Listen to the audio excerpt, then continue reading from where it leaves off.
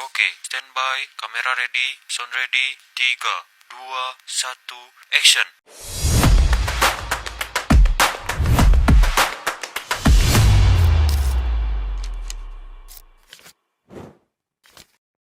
Pose with the bands. Pose with the pose with the pose with the bands.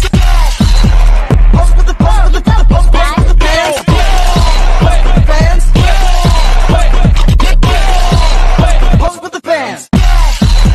Pose with the pose with the pose with the bands. Pose with the pose with the pose with the bands. Bands. Weh, kita mau kemana? Main yuk. Boleh, tapi Kaisa kemana? Cak dulu keluar telepon. Ntar ya.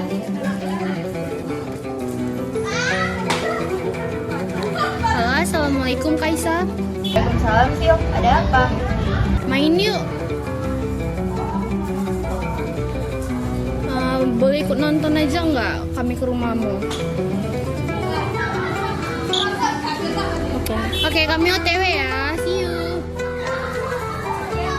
Yuk guys, kita gerak ke rumah Kaisa. Yuk.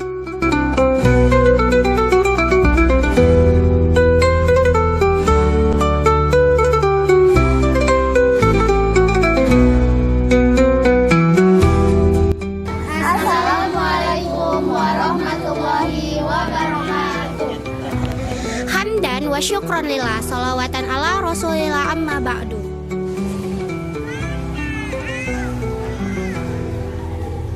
Alam semesta yang terbagi menjadi lautan yang meliputi air dan juga daratan dan tanah adalah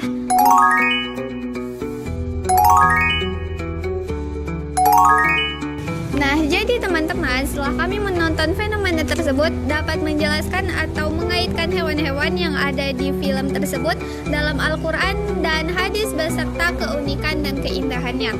Tetapi ada juga beberapa hewan yang tidak termasuk disebutkan secara spesifik, tetapi status hukum ikan tersebut pada dasarnya halal untuk dimakan. Berikut penjelasannya yang mengaitkan Al-Quran dan hadis. Ikan paus disebutkan di dalam Al-Quran loh, tepatnya di dalam surah As-Saffat ayat 142. Bunyinya, faltakamahul hutu wa huwa mulim, yang artinya, maka ia ditelan oleh ikan besar dalam keadaan tercela. Keunikannya, kisah ini menunjukkan paus atau makhluk yang sangat besar tersebut adalah alat kekuasaan Allah. Tunduk pada perintahnya, paus menjalankan peran penting dalam mukjizat Allah untuk menyelamatkan Nabi Yunus di dalam perutnya, menunjukkan fungsinya yang luar biasa dalam skenario ilahi ikan dan keindahan ikan paus. Hewan yang kedua adalah lumba-lumba. Dalam kajian Al-Quran, lumba-lumba tidak memiliki nama yang spesifik seperti hewan-hewan lainnya. Namun lumba-lumba ini adalah salah satu hewan laut buruan yang dihalalkan sebagaimana dijelaskan dalam surah Al-Maidah ayat 96 yang berbunyi, Bismillahirrahmanirrahim. Uhilla lakum saydul bahari wa ta'amuhu mata'an lakum wal lisayyarah wa hurrima alaikum saydul bahri dumtu huruma wattaqullaha allazi ilaihi tuhsyarun, yang artinya dihalalkan bagi kamu hewan buruan laut dan makanan yang berasal dari laut sebagai penyenang bagimu dan bagi orang-orang dalam perjalanan, dan diharamkan bagimu untuk menangkap hewan buruan darat ketika kamu sedang ihram. Nah, keunikan dan keindahan lumba-lumba dalam perspektif Al-Quran ini terletak pada perannya sebagai salah satu hewan yang sangat pintar di dalam laut. Fungsinya adalah sebagai bukti bahwa penciptaan Allah yang tidak ada batasnya. Yang ketiga, ikan buntal. Ikan buntal tidak termasuk secara spesifik, tetapi hukum ikan buntal adalah ikan hud yang halal jika dimakan, berdasarkan firman Allah dalam surah Al-Maidah ayat 96. Bismillahirrahmanirrahim. Uhilla lakum saydul bahri wa ta'amuhu mata'al lakum walis ayyara Wa hurrima alaikum saydul bahri ma dumtum huruma wattaqullaha alladzi ilaihi tusyarun.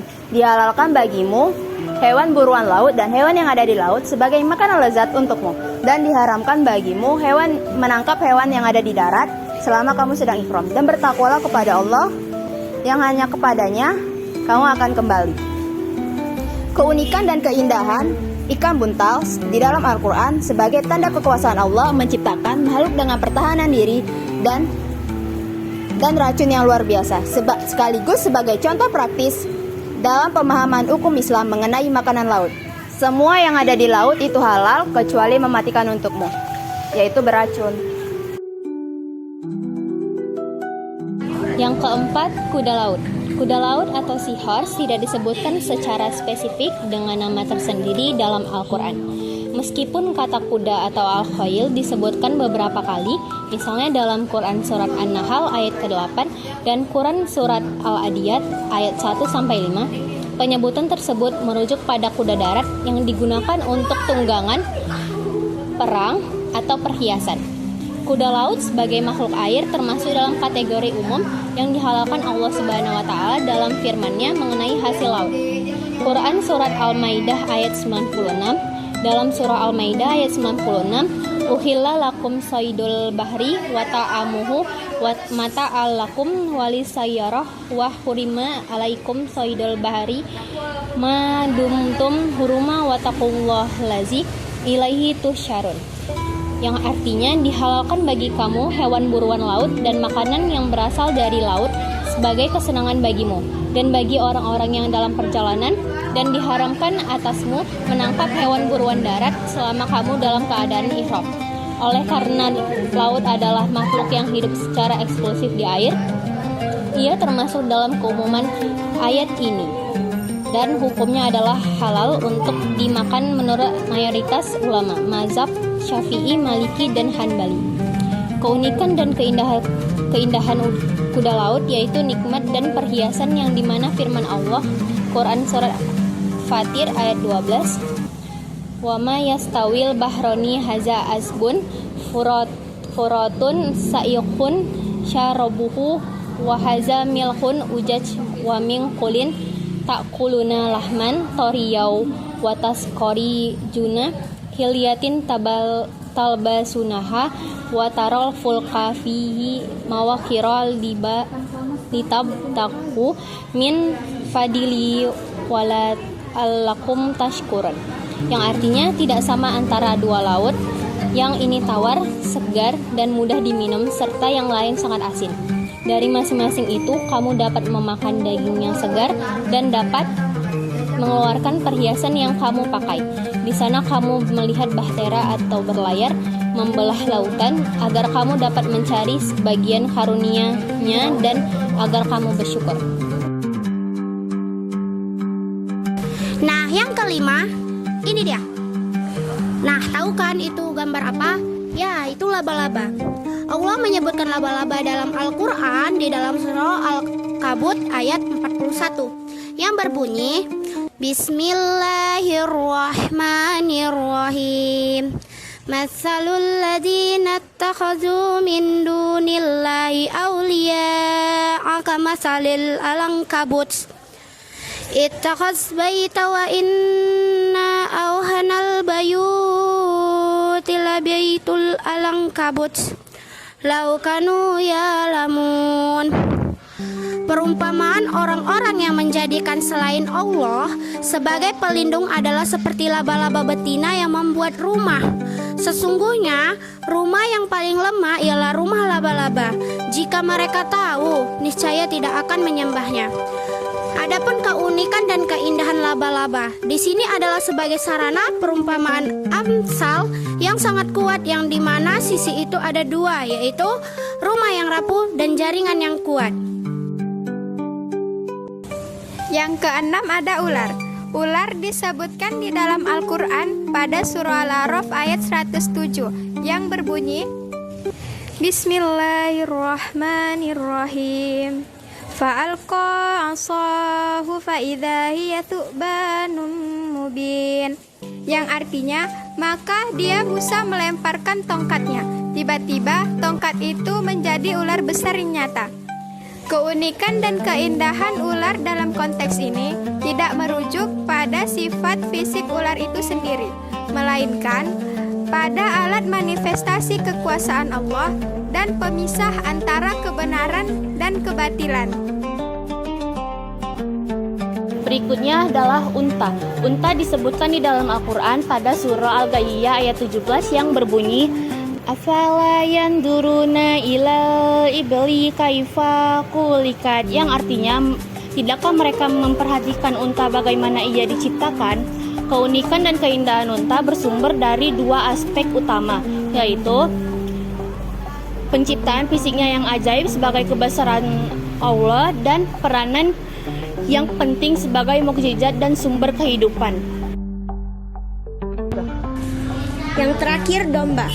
Domba juga disebutkan dalam Al-Quran surah Al-An'am ayat 146 yang berbunyi, Bismillahirrahmanirrahim.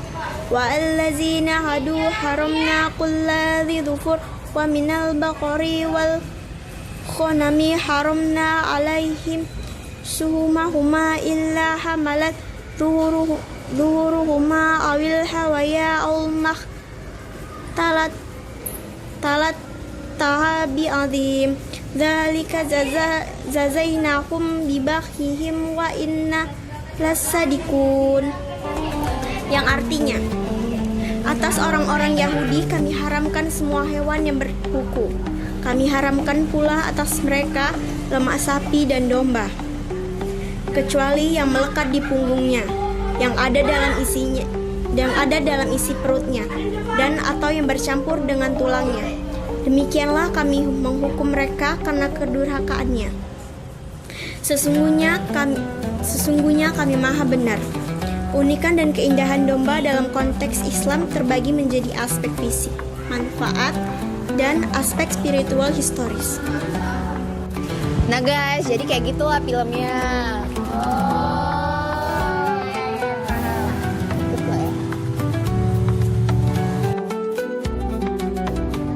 Sekian video dari kami, terima kasih. Wassalamualaikum.